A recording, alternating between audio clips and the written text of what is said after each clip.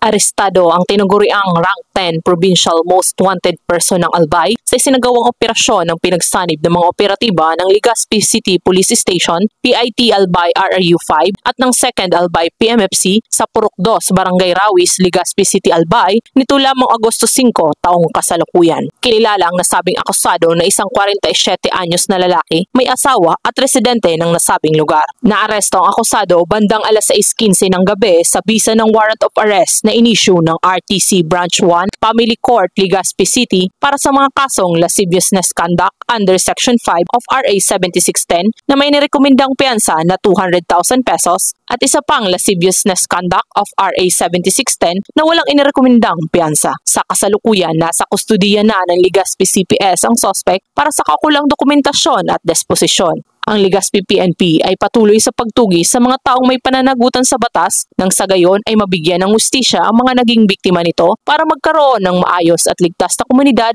para sa lahat. Dahil dito sa bagong Pilipinas, ang gusto ng pulis ay ligtas ka. Mula dito sa probinsya ng Albay, ako ang inyong PNN correspondent, Police Corporal Angelito Recampo, alagad ng batas, tagataguyod ng Balitang Pulis.